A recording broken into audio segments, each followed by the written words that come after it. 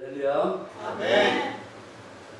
어렵고 힘든 시기에 하나님의 전에서 말씀을 전할 수 있게 하신 하나님께, 또 존경하는 담임 목사님과 사모님 그리고 성도님들께 진심으로 감사를 드립니다.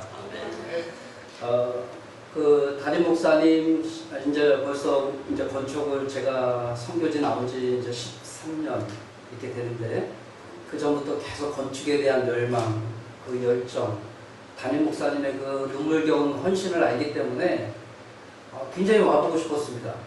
그리고 매일매일 올라오는 그 카톡의 사진들, 교회 건축 현장들을 보면서 너무 감사했고, 드디어 교회가 이렇게 아름답게 건축되는구나, 또 얼마나 그동안 고생하셨을까 막 이렇게 생각이 되니까 감사도 나오면서 죄송한 마음도 들고, 나도 그 현장에서 제가 있는 동안 며칠이라도 있었으면 좋겠다, 이렇게 그런 생각도 들면서 하여튼 너무나 감사했습니다. 죄송한 마음과 감사한 마음이 막 교차되면서 선교지에 있을 때 그런 생각이 들었는데, 한국에 돌아와서 15일 격리기간이 끝나고 이제 2차 백신을 맞고 며칠 있다가 담임 목사님께 전화를, 안부 인사를 드리고, 목사님 오라고 하지도 않았는데 그냥 교회 가보고 싶어가지고 몰래 왔어요. 와가지고 건축 현장 보면서 기도하고, 여기까지 왔는데 목사님 계신가? 하고 전화를 드렸더니 또 목사님 마침 계셔서 잠깐 동안 목사님 기도받고 그렇게 갔습니다. 오늘 제가 와서 담임 목사님의 말씀을 들어야 되는데 또 이렇게 전화라고 하셔서 굉장히 부담도 사실 많이 됩니다. 여러분, 흘려진 땀방울만큼 큰 은혜의 강물, 붕의 물결이 우리 오송 담임교회에 넘쳐나게 되기를 축원합니다. 코로나19의 기세가 꺾이질 않습니다. 어제 3,000명이 넘었다고 해서 또 화들짝 놀랐습니다. 태국에 코로나 확진자가 기하급수적으로 지금 늘었는데요. 그 태국의 4월달에 태국에 큰 축제가 하나 있습니다. 송크란이라는 축제가 있는데, 그 축제가 끝나고 나서 기하급수적으로 막 늘었습니다. 그래가지고 1,000명, 2,000명 막 하던 게 2만 명까지 늘어나게 됐고, 또 선교사님들이 코로나에 걸리고 가족에 걸리고 또 얼마 전에는 돌아가시고 막 이런 소식들이 전해지다 보니까, 제가 기저질 환자거든요. 당뇨가 있어요. 인도 선교하면서 당뇨가 걸려가지고 약을 먹고 있는데, 기저질 환자들은 또 그렇잖아요. 그래서 늘 걱정하고 있었어요. 그런데 막 같은 아파트 그 콘도에 살고 있는 선교사님네가 또 코로나에 걸렸네요. 그리고 사이렌 소리가 들리고 그러니까 제가 도저히 안 돼가지고, 한국에 이제 50대 백신 맞는다고 그러더라고요. 8월부터. 빨리 가야겠다. 그래서 백신을 일단 맞고 들어가는 것이 좋을 것 같다. 왜냐면 태국에 이제 코로나 걸리면 외국인들은 기본이 1,000만 원 이상이 넘어가니까 또 감당이 또 안 되고, 또 그렇게 제가 코로나 걸리면 또 기도를 해야 되고 막 그래서 그것이 낫겠다 그래서 잠시 왔습니다. 여러분, 제가 사역하고 있는, 태국에서 계속 사역하고 있는 인도도 마찬가지거든요. 여러분 뉴스를 통해서 보셨지만 40만 명씩 계속됐습니다. 저도 걱정이 돼서 늘 우리 사역자들 11명하고 카톡을 주고받고 있는데, 우리 사역자들도 많은 분들이 코로나에 걸리고, 또 성도들이 걸리고 돌아가시고, 또 우리 감리교 선교사님도 코로나에 걸려서 돌아가시고, 이런 일들이 계속 일어났었습니다. 너무너무 가슴이 아팠어요. 그래서 제가 있는 선교, 여러분들이 보내준 선교 헌금들, 또 몇몇 분들이 교회에서 보내주는 그런 헌금들을 모아가지고 계속해서 인도에 보내게 됐습니다. 먹을 거를 줄여가면서라도 보내고 싶었어요. 그래서 인도 선교를 보냈는데, 며칠 전에 인도 예배드리는 현장을 봤는데 마스크를 다 안 쓴 거예요. 40명씩 되다가 마스크를 안 쓰고 다 예배를 드리니까 탁탁탁 붙어가지고 깜짝 놀래가지고 제가 전화를 했습니다. 사역자한테. 어떻게 된 거냐고, 왜 이런 카톡을 올리냐 그랬더니, 자기도 코로나에 걸리고 성도들 다 걸리고 그 지역이 다 걸려가지고 다 걸렸는데 백신이 형성됐다는 거예요. 자체 백신이. 그래서 걱정하지 말라고 깔깔 웃으면서, 자체 백신 걸려가지고 우리는 항체가 다 형성됐기 때문에 걱정하지 않는데, 그래서 마스크를 벗고 하여튼 예배를 드리는데 그래도 감사하더라고요. 하여튼 사랑하는 성도 여러분, 영과 육이 강건케 되기를 주의 이름으로 축원합니다. 모여 예배하는 것이 참 얼마나 귀한지를 깨닫고 있습니다. 가고 싶어도 여러분 편히 갈 수가 없습니다. 제가 이제 몇몇 교회를 이제 포항에 있고 또 있으면서 집에 있으면서 교회를 가야 되잖아요. 여기까지 오기가 차도 없고 그러니까 교회를 가면 여기 열제고 어디서 왔냐, 전화번호가 뭐냐, 어디 소속이냐 다 물어봐요. 왜냐면 거기 교회에 들어가는 데는 환정이 돼 있으니까 외부인이 출입하면 이상한 눈으로 봐요. 그래서 교회를 가고 싶어도 갈 수가 없습니다. 이게 한국의 현실이에요. 아마 여기에 우리 교회에 새로운 사람이 딱 들어오면 이상한 눈으로 볼 수도 있을 거예요. 에잉? 이 시국에? 당연히 와야 될 교회인데도 불구하고 그렇다는 것입니다. 여러분, 예배를 마음 편히 드릴 수 없는 날이 올 거라고 상상이나 해봤겠습니다. 한국 땅에서요. 기도하고 싶은데, 마음껏 찬양하고 싶은데, 기도와 찬양을 마음껏 성전에서 할 수 없는 날이 올 거라고 여러분 상상이나 해봤겠냐고요. 어렵고 힘든 이 시대에 하나님은 예배하는 자를 찾으십니다. 아멘. 지난주에 목사님께서 예배에 대해서 강조를 하셨잖아요. 사마리아 여인 예배를 드리면서. 저도 유튜브를 통해서 계속 말씀을 듣습니다. 예배가 생명이다. 예배를 회복해야 됩니다. 그런데 지금 한국 땅에서는 예배를 드리고 싶어도 드릴 수가 없습니다. 마음껏요. 기도를 하고 싶어도 갈 수가 없어요. 찬양을 하면서 울고 싶은데 울 수가 없어요. 제가 은혜 받았던 곳이 어렸을 때부터 갈매산 기도원이라는 곳이 있습니다. 안양에 갑니다. 제가 유원지에 살았어요. 그 밑에서. 저희 어머니가 식당을 했습니다. 제가 한창 은혜 받을 때 갈매산 기도원에 가서 토요일마다 청년 집회가 있어서 새벽 4시까지 기도하고 날밤을 새면서 교회를 갔어요. 너무 즐거울 때였습니다. 그때. 마음껏 기도하고 싶을 때 마음껏 기도하고 마음껏 예배를 드릴 수 있는데 지금은 울면서 기도하고 싶은데 갈 데가 없어요.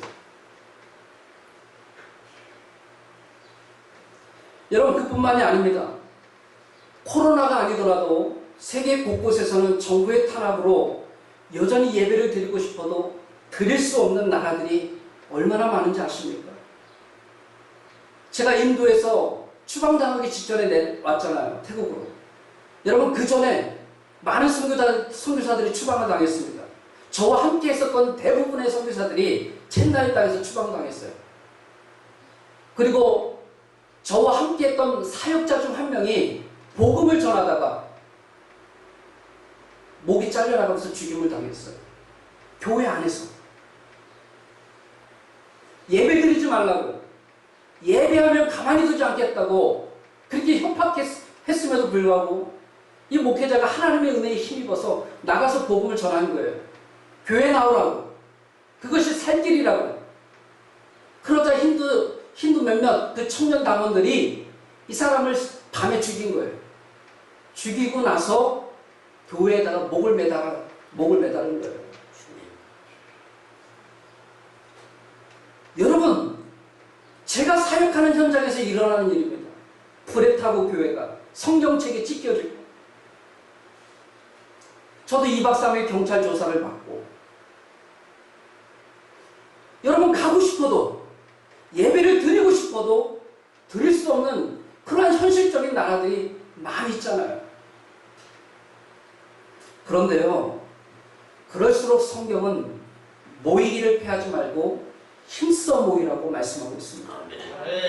박해 때도 땅굴에 들어가 살면서 담대하게 믿음을 지켰던 신앙의 선배들을 본받으라고 말씀하고 있습니다. 여러분, 믿음을 지키고 살아간다는 것 힘들고 어렵습니다. 뉴스를 보면 웃을 일이 별로 없습니다. 저 여러분, 화이자 1차 맞을 때 얼마나 긴장했는지 모릅니다. 막 뉴스를 보면, 네이버 이런 소식을 보면 다 죽었대요. 살아난 사람은 별로 없고, 화이자 1차 맞아서 죽었다, 모더나 맞아서 죽었다, 아스트라제네카 맞아서 죽었다. 근데 정부에서 책임도 안 진다. 이런 것만 도배되고 있어요. 여러분, 오늘도 네이버 보십시오.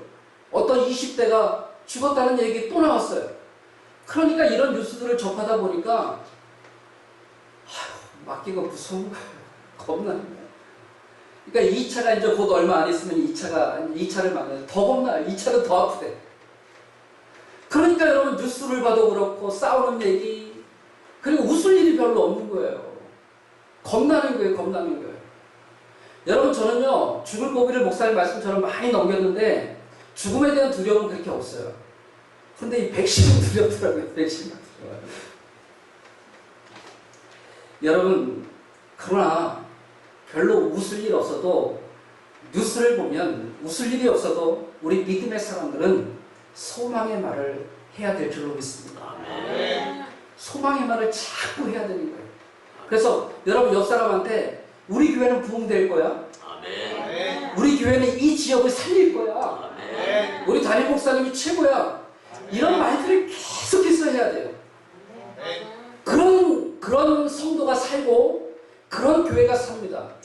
제가 전에 말했던 것 같은데요. 제가 개척할 때 여의도 순복음교회 교인이 왔었어요. 집사님이. 나중에는 저희 교회에 등록해서 다녔지만 기도를 시키잖아요. 그리고 또 말을 하잖아요. 저한테는 단임자를 안 붙여요. 꼭 단임자 붙이는 분이 있어요. 누군지 아세요? 얼마 전에 돌아가셨던 조영기 목사님. 조영기 목사님은요 우리 목사님이에요. 우리 목사님. 그리고 저는 강 목사님이에요. 우리 교회 출석했는데도 그게 몇 년 갔어요.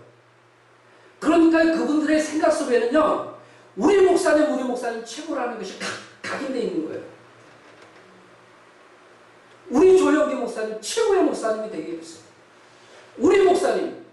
여러분 그게 각인돼야 하나님의 말씀이 우리 담임 목사님이 여기서 전파될 때에 능력이 되는 거예요. 여러분의 말씀이 돼서 그 말씀이 생명이 되고 살아 숨쉽니다. 여러분 조영기 목사님 뭐 능력이 있겠어요? 하나님 말씀 그대로 전하는데. 근데 그들은 다르게 생각하는 거예요. 말씀을 받을 때요.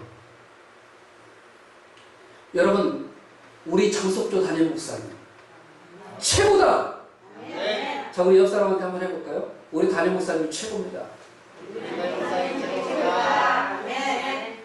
물론 지금도 그런 생각을 갖고 있지만 계속해서 내 입술에서 계속해서 이야기해요. 우리 담임 사모님 최고다.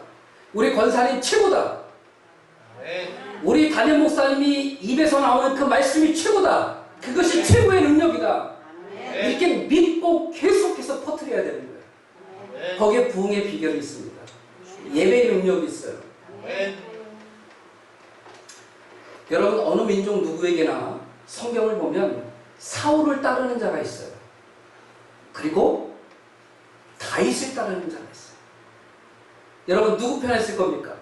사울 편에 있을 거예요? 사울은 왕입니다. 권력을 갖고 있어요. 힘이 있어요. 다윗은 쫓기는 신세입니다. 그러나 다윗은 믿음이 있어요. 여러분 누구를 쫓을 겁니까? 사울을 따르는 자가 있고 믿음의 시대에 다윗을 따르는 자가 있어요.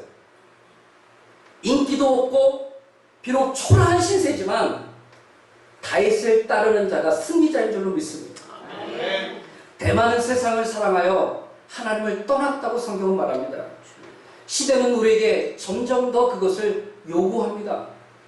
믿음을 저버리게 만드는 것, 하나님을 하나님답게 찬양하지 못하도록 방해하는 요소들이 얼마나 많습니까? 여러분 우리 오송강일교회 여호수아 시대가 일어나기를 원합니다. 다윗의 시대가 일어나기를 원합니다. 그러기 위해서 믿음의 유혹들, 믿음을 방해하는 유혹들을 이겨내시기를 주의 이름으로 축원합니다. 오늘 본문을 보면 우리가 잘 알고 있는 한나가 나와요. 한나는 엘가나의 아내이고 남편인 엘가나에게는 두 명의 아내가 있죠. 누구죠? 브린나와 한나입니다. 엘가나와 한나가 살았던 시대는 사사기 말기 시대입니다. 여러분 사사기 말기가 영적으로 어떻게 됐어요? 굉장히 타락한 시대입니다. 영적으로도 타락했고 도덕적으로도 타락했고 외부의 침략은 잦았고 굉장히 척박한 땅이 됐어요. 먹을 것이 별로 없는 시대, 영적으로도 어두웠던 시대가 되고 말았습니다. 여러분 그런데 2절에 또 보니까 성경 2절을 우리가 읽지 않았지만 2절에 보니까 이러한 시대에 살고 있는 엘가나의 부인 중 브린나에게는 자식이 있고 한나라고 하는 오늘 주인공 여인은 자식이 없다라고 성경은 말해요. 또 4절에 보면 분인나에게는 자녀가 있다라는 것으로 봐서 2명 이상의 자녀가 있고요. 6절을 읽어보면 2명 이상의 자녀를 낳은 분인나가 자녀도 없이 힘겹게 살아가고 있는 한나를 격분하게 만들어요. 고통스럽게 만듭니다. 자, 여러분, 왜 분인나는 한나를 격분할 정도로 고통스럽게 했을까? 이유가 뭔 것 같아요? 여러분 4절, 5절을 한번 보세요. 4절, 5절 제가 읽겠습니다.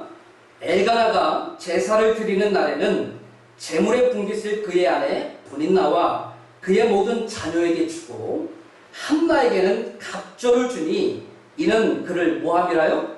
사랑함이라.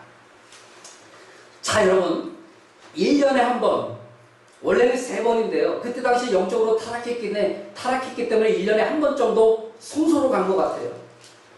라마라고 하는 곳에서 성소로 실로라고 하는 곳으로 갔어요. 그 실로에는 언약궤가 있기 때문에, 법궤가 있기 때문에 거기로 갔단 말이에요. 거기로 가가지고 이제 예배를 드리러, 제사를 드리러 갔습니다. 이때는 가족들을 다 데리고 갔어요. 가족들을 다 데리고 실로로 갔습니다. 그리고 이제 제사를 드려요. 제사를 드리고 제사장에게 나눠줄 목과 자신들의 목이 있습니다. 그리고 자신들의 목을 또 자녀들에게 나눠주는 거예요. 그런데 여러분, 오늘 성경에 보니까 제물의 분깃 일부를 아내 분인나와 자녀들에게 줬다 그랬어요. 먹을 것이 있는데, 그런데 그것보다 더 많은 2배의 양, 분인나와 자녀들이 숫자가 많은데 그것보다 더 많은 2배의 양을 누구에게 줬다고요? 한나에게 줬다. 왜요? 사랑했기 때문에 그랬다는 거예요. 이유는 간단해요. 그런데 매년, 그것도 한 번만 그런 게 아니에요. 한 번만. 매년 제사를 드리러 올라갈 때마다 제물의 분깃 일부를 떼어서 분인나와 자녀들에게 줬는데 이것보다 더 많이 누구에게요? 한나에게. 한 번요? 매년 제사를 드리러 갈 때마다. 이유는 사랑했기 때문에 그랬다고 말하고 있습니다. 그런데 저는요, 한번 성경을 뒤집어 봤어요. 분인나의 입장에서 한번 생각해 봤어요.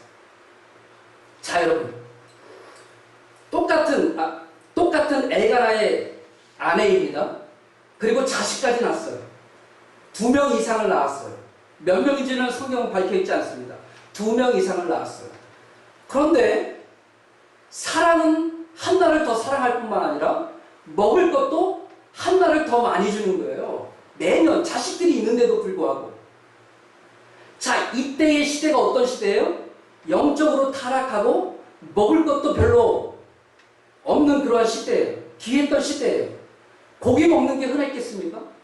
1년에 한 번 어쩌다가 먹는 날인데 자녀들이 보는 앞에서 한나에게 2배의 양을 먹을 것을 주는 거예요. 저기는 한 명인데, 나도 똑같은 아내인데. 분인나의 입장에서 보면 화가 날 만하죠. 여러분, 아내들이요, 화날 만하잖아요.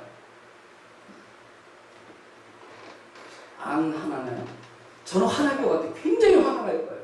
그래가지고 이 화난 마음을 한나에게 가가지고, 남편이 없을 때 한나에게 해가지고 한나의 마음이 격분할 정도로 막 그랬어요. 자식도 못 낳는 주제에. 여러분, 고대 사회도 그렇고요. 고대 사회는 말할 것도 없고 한국에서도 그랬습니다. 제가 조선시대에 아들을 낳지 못하면 어떻게 했어요? 여자를 데리고 왔잖아요. 우리 어머니들 이해하시죠? 그래서 시바지라고 하잖아요. 시바지. 데리고 와서 애를 낳게 하잖아요. 애를 낳게 대신에. 그리고 그 아내를 막 천덕꾸러기처럼 막 그렇게 뭐라 그러죠. 시어머니가. 여러분, 제가 자녀가 몇 명인 줄 아세요? 딸만 셋이에요. 딸만 셋. 목사님보다, 우리 담임 목사님보다 한 명 더 낳았어요. 딸을 더 낳았어요. 딸 부자잖아요. 아멘. 제가 이제 첫째 낳고 너무 이뻤어요. 근데 둘째가 딸이니까 조금 그랬어요. 그런데 저희 어머니가 제 옆에 오더니 뭐라고 하시냐면, 셋도 낳더라. 그러시더라고요. 셋도 낳더라. 이 말이 뭐예요? 아들 낳으라는 거예요. 아들 낳으요. 우리 어머니 시대의 그 생각은 아들을 낳아야지 집안 대를 이은다고 생각하는 거예요. 아들 낳아라. 그런데 셋째를 진짜 임신했어요. 생각지도 않게 하여튼 하나님이 주셨어요. 임신을 했어요. 그리고 나서 한 6개월인가 7개월인가 이렇게 있는데 저 교회 차를 몰고 이렇게 가고 있는데 교회 권사님이 당시 제가 전도사로 있던 교회예요. 그 교회 권사님이 저희 아내 배를 딱 보더니 이거 무조건 남자라는 거예요. 남자 애기. 딱 배를 보더니 그분이 누구냐면 딸만 5 낳은 분이에요. 딸만 5 낳은. 딸만 5을 낳을 동안 계속 낳은 거죠. 아들 낳기 위해서. 그 집안도.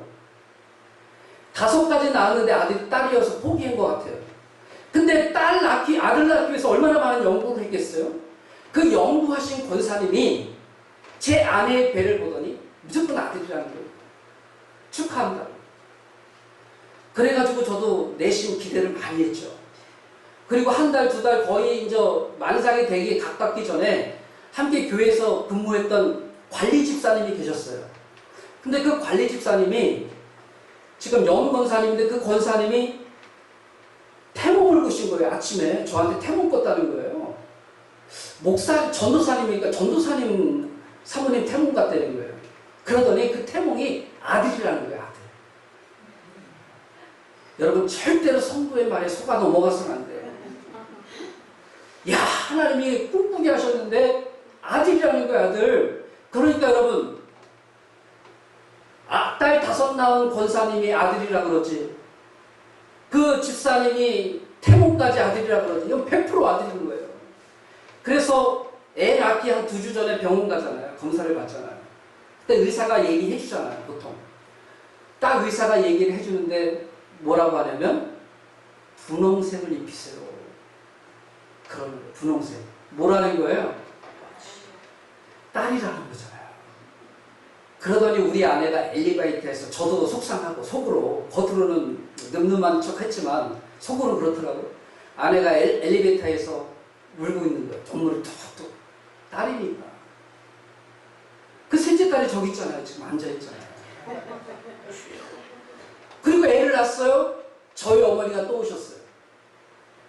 뭐라고 했는지 아세요? 동수야, 넷째도 있더라. 4명도 괜찮다는 거예요. 못 낳기 위해서. 아들 낳기 위해서.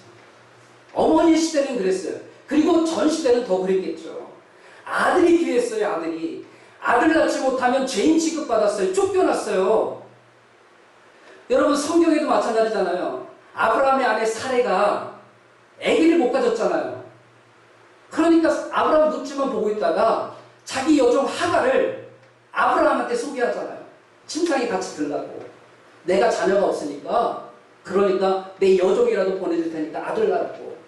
그래가지고 하갈이 임신하잖아요. 어떻게 합니까? 하갈이 사례를, 여종이 오히려 사례를 막 뭐라 그러잖아요. 자식도 못 낳는다고 구박하잖아요. 감히 여종이 주인한테 아들 하나 낳았다고, 임신했다고. 옛날에는 그랬단 말이에요. 지금이야 많이 변했겠지만 그만큼 아들이 귀했어요. 그러니까 이 분임나가 한 달을 얼마나 구백했을까요? 자식도 못 낳는 게, 남편의 사랑만 받아가지고 얼마나 죄를 지었으면 가서 죽어라! 얼마나 극심한 구박을 받았을까. 힘이 격분할 정도로 매년, 한 번만 그런 게 아니라 매년 그랬어요. 매년 격분했어요. 흥분했어요. 자, 여러분, 그런데요, 한나에게 자식이 없었던 이유가 밝혀졌어요. 그게 뭔 줄 알아요? 왜 한나에게 자녀가 없었을까? 성경은 정확히 말하고 있어요. 5절, 6절에 답을 주고 있어요. 5절 중반에 보니까 여호와께서 그에게 임신하지 못하게 하시니, 여호와께서 그에게 임신하지 못하게 하심으로. 누가 주권자예요? 하나님이 임신하지 못하게 하시니, 하나님이 임신하지 못하게 하심으로 하나님이 막으셨다는 거예요. 그런데 지금까지의 한나는 하나님의 방법으로 해결하지 않고 세상의 방법으로 자신의 격분한 마음을 표현했다는 거예요. 한 번이 아닙니다.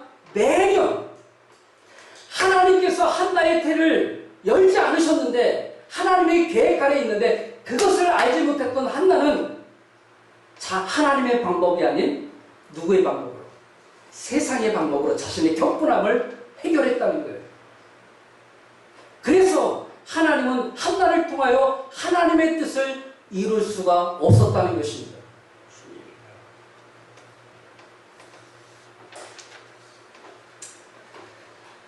사랑하는 남편의 아이를 갖고 싶은 것은 한 여인으로서 당연한 것입니다. 그러나 매년 이러한 일이 되풀이되며 일어날 때마다 자녀에 대한 그리움은 더 컸어요. 그런데요, 한나에게는 하나님을 향한 믿음이 남아있었던 것 같아요. 아멘. 여러분, 그것만 있으면 돼요. 아멘. 하나님을 향한 믿음만 있으면 돼요. 그것만, 조그만 불씨만 있으면 돼요. 아멘. 여러분, 왜 저라고 힘들 때 없겠어요? 우리 담임 목사님 왜 힘들 때 없겠어요? 표현만 안 할 뿐이지. 왜 사모님 눈물 흘릴 때가 없겠어요? 얼마나 많을 텐데요. 표현만 안 할 뿐이지. 저도 A형입니다. 웬만한 거 표현 안 해요. 힘들고 어려운 거 다 말로 하면요, 여기 눈물 바가지로 쏟을 거예요. 물질 때문에, 자녀 때문에, 사역 때문에 울고 싶으면 마음껏 울고 싶어요. 그래서 지금 기도하지 못하고 마음껏 하나님을 찬양하지 못하는 것이 너무나 힘듭니다.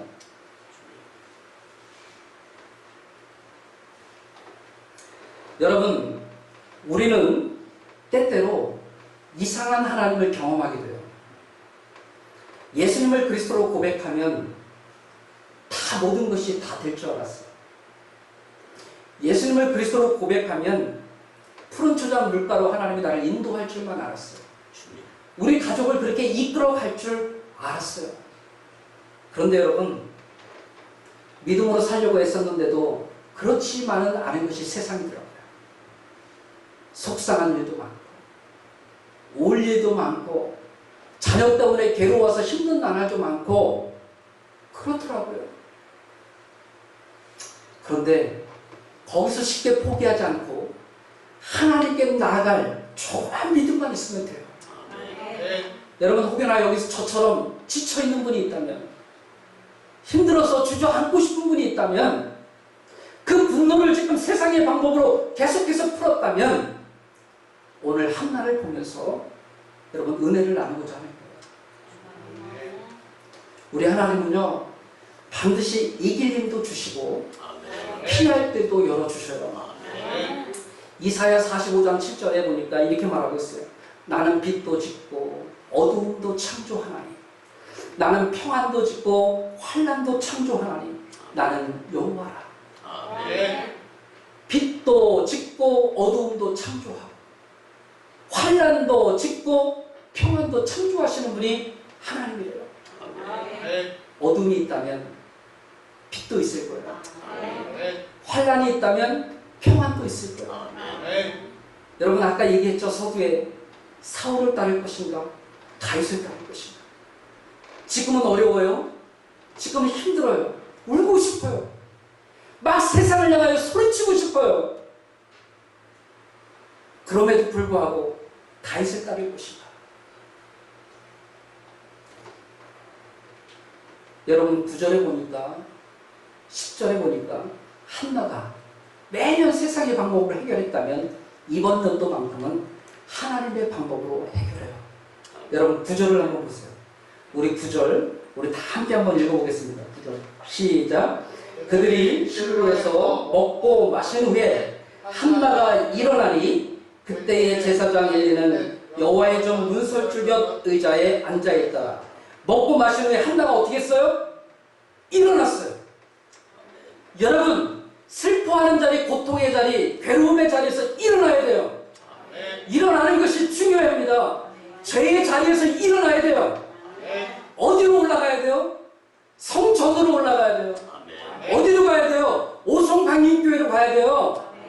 거기에 생명이 있고 거기에 은혜가 있고 거기에 기쁨이 있어요. 그런데 왜 자꾸 우리는 하나님과 동떨어진 곳에 있냔 말이에요. 한나가 매일 그렇게 했단 말이에요. 그러나 이번만큼은 일어났어요. 그래 이제 세상의 방법으로 안 되니까 이번만큼은 지금만큼은 하나님께 매달려보자. 일어나서 성소로 갔단 말이에요. 가서 뭐 했어요? 기도했어요. 지난주에 목사님이 강조하신 예배 드렸단 말이에요. 자신의 원통함과 속상함을 분노함으로 세상에 표출한 게 아니라 하나님의 방법으로 하나님께 기도했어요. 사랑하는 여러분, 저는 그 이유를 성경을 계속 보면서 너무나 명확하게 이해하고 있어요. 하나님의 계획 아래 있다고 했잖아요.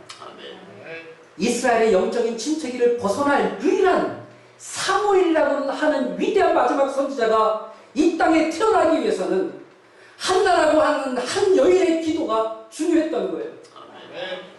이 여자가 기도하지 않고 세상의 방법으로 태어났다고 한다면 사무엘은 존재하지 않았어요. 그러나 지금 세상의 방법이 아닌 하나님의 방법으로 이 여인이 기도하고 있어요. 근데 하나님은 이 여인을 주목했다는 거예요. 기도하는 여인. 아, 때가 됐다. 이제 예배자가 됐다. 내가 너의 태의 문을 열어줘야겠다. 하나님 앞에 기도할 때 엘리 대제사장이 축복의 말을 하잖아요. 물론 술 취했냐 막 그런 얘기도 있지만 결과적으로는 엘리 제사장이 축복의 말을 합니다. 평안히 가라. 하나님이 너의 기도를 들었다. 여러분, 이거 웃을 일이 아니라 쉬운 일이 아닙니다.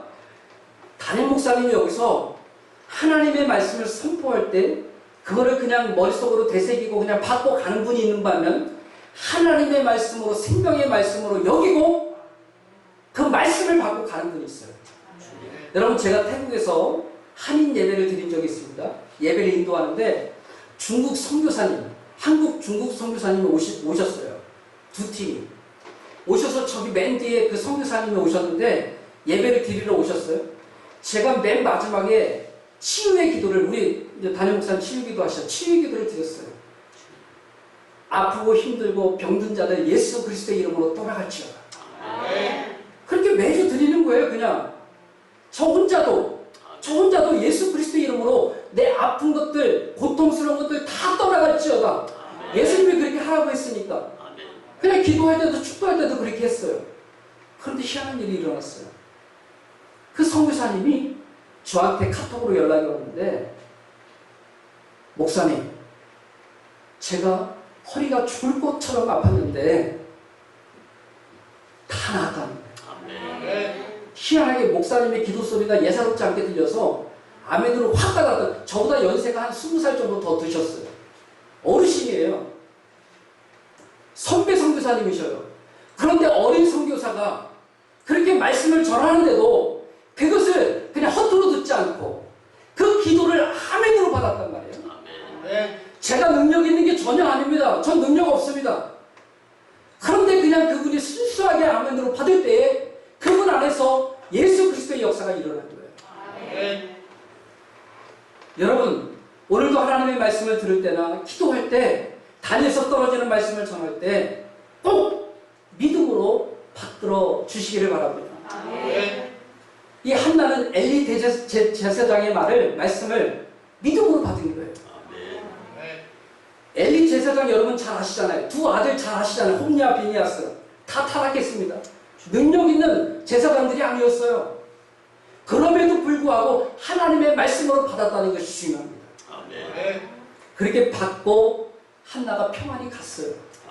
왜요?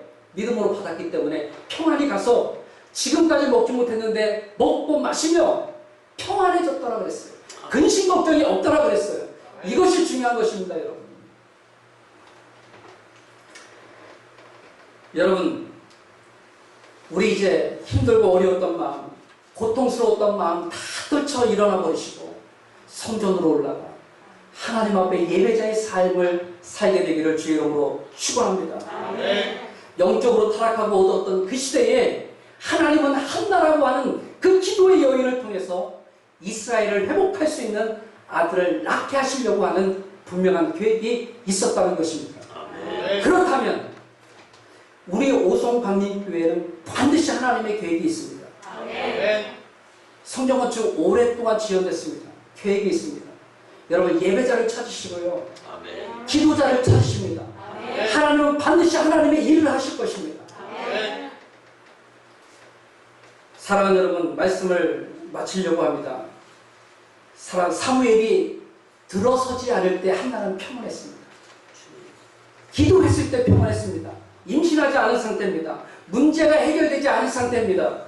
환경은 여전히 변한 게 없습니다. 단 제사장 엘리 제사장의 말 그 한마디 믿고 그냥 집으로 돌아가서 근심이 없었습니다. 왜요? 살아계신 하나님의 말씀이기 때문에. 그렇다고 임신하지 않았어요? 문제가 해결되지 않았어요. 환경은 여전해요. 그러나 믿음으로 받으니까 환경 너머에 역사하시는 하나님을 볼 수 있었던 거예요.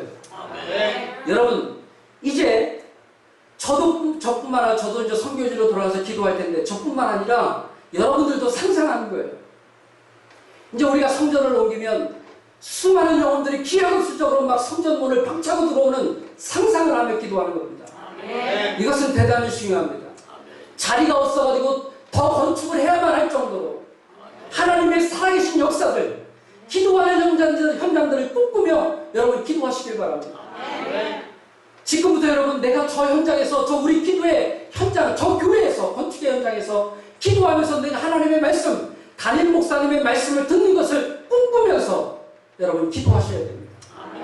여기서나 집에서나 직장에서나 어디에서든지 담임 목사님의 말씀을 이곳에서 전할 때마다 여러분 새롭게 이전하여 교회를 건축하여 막 말씀을 전할 때마다 이 성전은 가득하고 하나님의 찬양의 소리는 울리고 기도의 성도들의 울음소리는 울리고 이러한 것들이 막 상상의 날개를 피면서 기도하십시오. 성경은 말합니다. 믿음대로 될지어다. 내 믿음이 너를 구원하였느니라. 이 말씀을 꼭 믿고 여러분 세상의 방법이 아닌 하나님의 방법으로 하나님의 은혜를 찾아 간구하는 저와 여러분 되시기를 주의 이름으로 축원합니다. 이 말씀만 하고 제가 마치겠습니다. 모두가 세상의 방법을 사용한다 할지라도 우리 오송강림교회 성도 여러분만큼은 느려 보이고 바보처럼 여겨져도 하나님의 방법으로 이 땅을 살아가시길 축원합니다.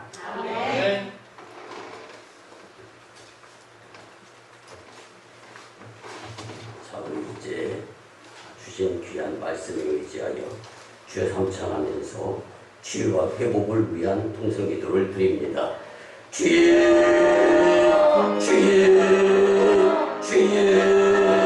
사랑하여 충만하시어 잡으신 주 여호와 아버지 하나님 귀하신 성교사님의 말씀을 통하여서 성전에 올라야 됨을 기도드려야 됨을 세상의 방법이 아니라 하나님의 방법을 선택해야 되는데 그 방법은 힘들고 어려울 수도 있지만 믿음으로 감당해야 됨을 말씀을 통하여 깨달았사오매 우리를 변화시켜 주시옵소서. 새 사람이 되게 도와주시옵소서. 주님을 붙들고 세상에서의 승리의 삶을 희망하고 갈망하며 살아가는 영에 속한 심령들이 되게 도와주시옵시기를 간절히 원하옵고 기도드립니다. 나의 되신 여호와 내가 주님을 사랑하나이다. 주님은 나의 산성이 되시고 방패가 되시고 피난처가 되시고 요새가 되십니다. 그 주님을 믿고 의지하며 세상의 어떠한 유혹이 우리의 앞길을 가로막는다 할지라도 믿음의 주에 온전케 하는 주를 바라보면서 예수님 손 놓치지 아니하며 살아갈 수 있는 제자의 복된 영적인 심령들이 되게 도와주시옵시기를 간절히 원하옵고 기도드립니다. 하나님의 자녀로서의 삶을 저버리지 아니하게 도와주시옵소서. 목숨의 경각이 달려있다 할지라도 주만 바라보는 영에 속한 심령들의 공동체 오송강림재단이 되게 도와주시옵시기를 간절히 원하옵고 기도드립니다. 주님 우리에게 가진 것이 없습니까? 하나님은 모든 것의 주인이십니다. 그 주님을 믿기만 하면 주님께서 누르고 늘어 차고 넘치는 축복으로 하나님의 때에 나가여 주실 줄 믿고 믿음의 주에 온전케 하는 줄을 바라보면서 영적인 비아도로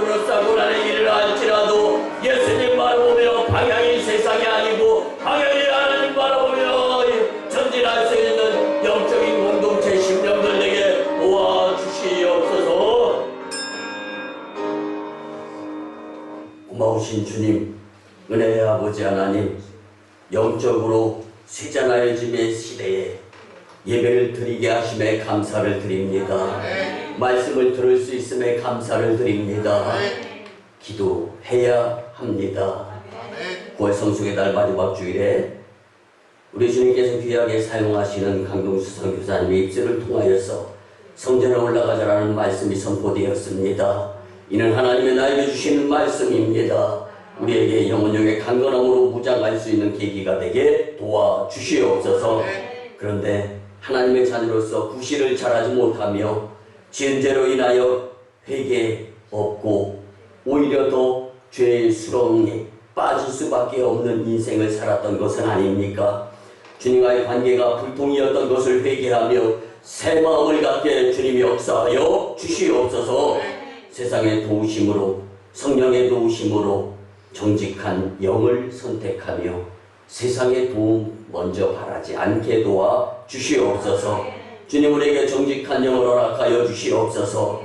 여호와 열심으로 영혼력의 강건함과 복된 삶을 저버리지 아니하게 도와 주시옵소서. 주신 성전에 올라가자라는 말씀의 교훈을 삼으며 아무리 힘들고 어려운 환경 속에서도 성전 중심으로, 기도 중심으로 다시 한번 기도의 끈을 조이며 하나님 영광을 나타내는 삶이 되도록 우리를 축복하여 주시옵소서. 빛과 생명 되시는 예수님을 잊지 않고 살아서 하나님 영광, 교회 복음, 성도 축복의 주인공이 되게 역사하여 주시옵소서. 주님, 이후로는 예수님을 의지하여 살고자 할 때 우리의 의지와 잘못된 판단으로 흔들림이 없도록 성령 하나님 친히 도와 인도, 역사, 힘 주시옵소서. 감사드리며 존귀하신 예수님의 이름으로 축복하며 기도드리옵나이다. 아멘. 이제 우리 같이 치유와 축복의 기도를 드립니다. 아픈 부위에 손을 얹고 예수님의 피 묻은 손으로 어루만져 주심을 분명히 믿을진데 성령의 역사가 나타날 줄 믿습니다. 주님, 사랑의 품에 안겨 쉼과 휴식 그리고 안식을 누리며 치유받게 하시는 그 믿음이 우리에게 필요함을 깨닫게 하심에 감사를 드립니다. 거룩한 주일에 주님의 위로함과 고치심과 회복과 새롭게 하심을 분명히 체험할 수 있는 영적 믿음의 욕심을 갖게 도와주시옵소서. 이제 내가 나사렛 예수 그리스도의 이름으로 명하노니 추하가 더러운 귀신과 악한 원 사탄 마귀 역사 질병 병마 각종 바이러스와 근심 걱정 떠나가고 물러가며 갖가지 문제가 예수님으로 인하여 해결되어질지어다. 치유와 회복의 큰 믿음으로 살게 주님 역사하여 주시옵소서. 주님, 우리에게 치유의 간증자로 사용되어지도록 우리를 허락하여 주시옵소서. 이제는 우리 구주 예수 그리스도의 크신 은혜와 하나님 아버지의 만극하시고 극진하신 사랑하심과 성령님의 감화, 감동, 교통, 역사하심이 성전으로 올라가자라는 귀한 주님의 메시지가 선포되었는데 이제는 말씀 듣고 세상으로 파송받습니다. 어느 곳에 가서 누구를 만나고 무슨 일을 계획하고 어떠한 일을 한다 할지라도 혹간에 성령님의 감화 감동 가운데에서 가정과 직장과 일터와 사업장 위에 그리고 1호 선교지 인도와 태국 땅, 2호 선교지 중국 땅 광동성 해주, 3호 선교지 북녘 땅의 선교 사역 위에 뿐만 아니라 남북 복음 평화 통일과 세계 복음화 위에 이 나라의 정세와 앞날 위에 코로나19의 대처의 삶 위에 이 재단의 성전 건축과 청주 서지방의 30개 교회 위에 이제부터 영원토록 함께 하옵시기를 간절히 축원하옵나이다. 아멘.